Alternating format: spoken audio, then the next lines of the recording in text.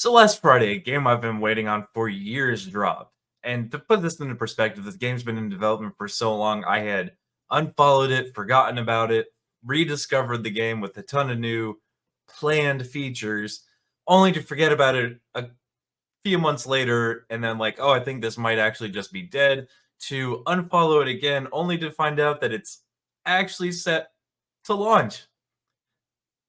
So I bought the game Manor Lords, and I am absolutely ecstatic about it. It implements a lot of new features and breaks the mold of any previous civilization city building game.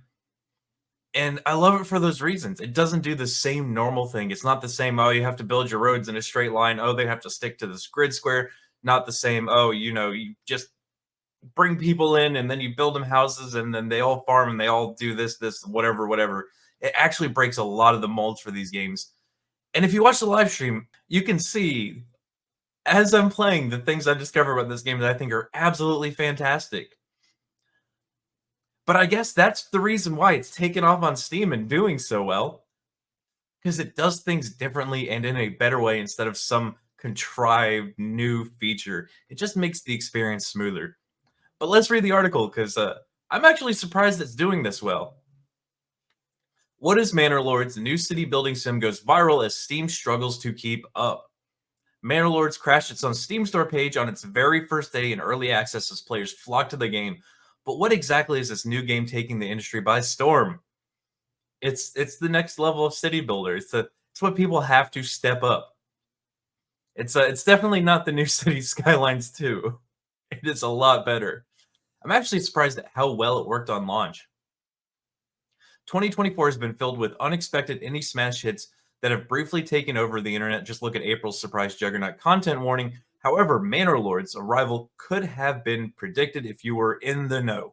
Again, development was really slow. I quit following it several times because I thought it had died.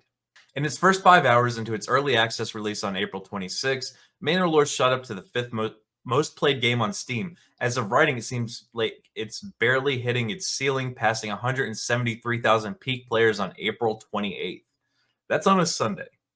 And becoming the #1 top seller on all of Steam. With no signs of slowing down, you might be asking yourself, what actually is Manor Lords? How's the game? And why is it getting so much attention?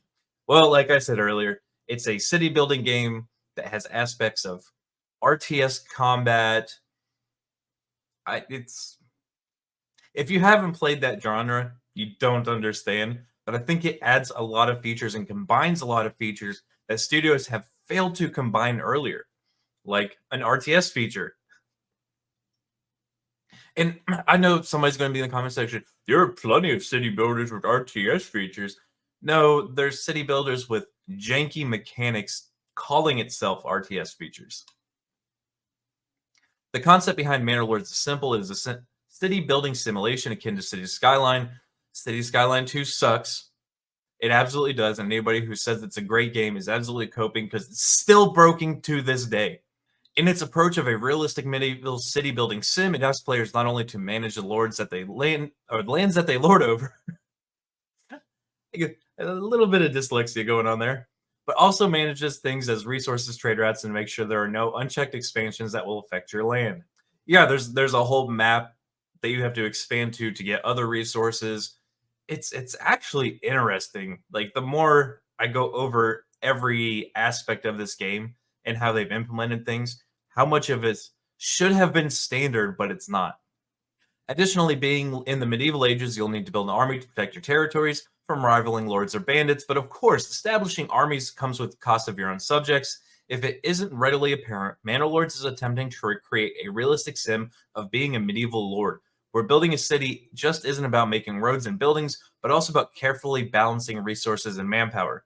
Yeah, so one of the crazy things about this game that I noticed is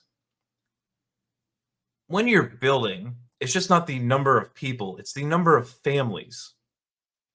Because families are what you assign, not individual people. Individual people are something completely different.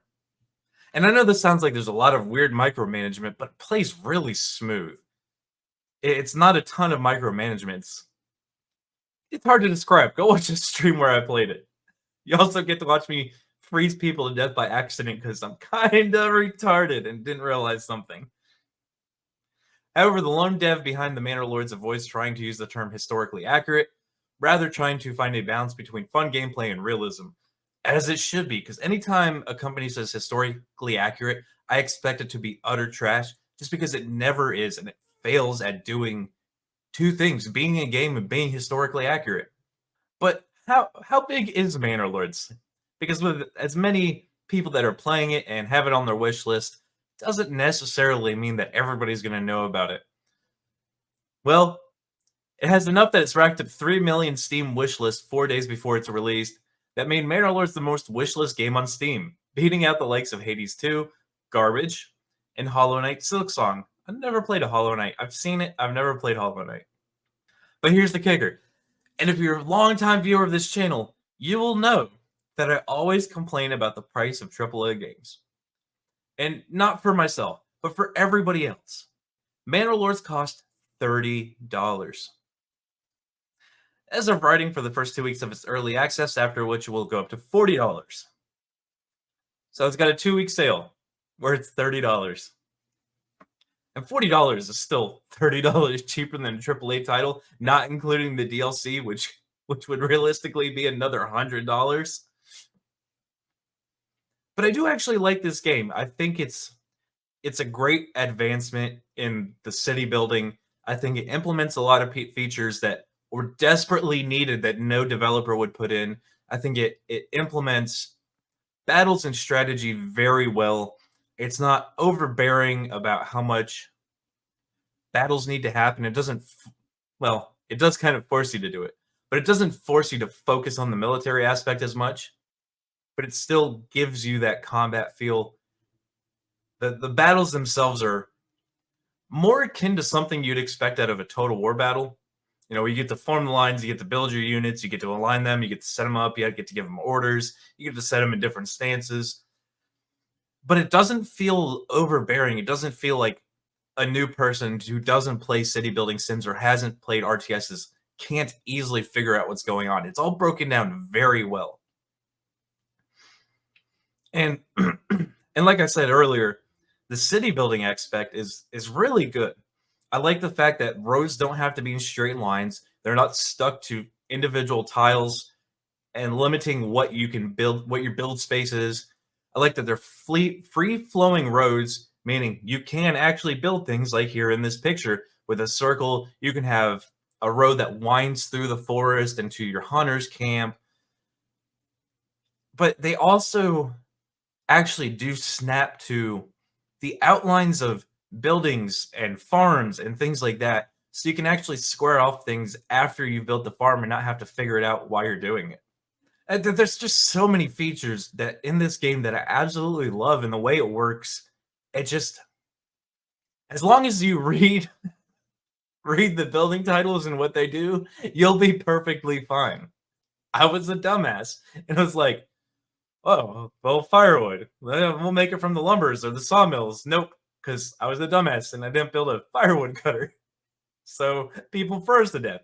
But even through all that, I was still able to make it 3 years into the game and had a ton of fun. I accidentally started a war where I had 20 troops going up against 130.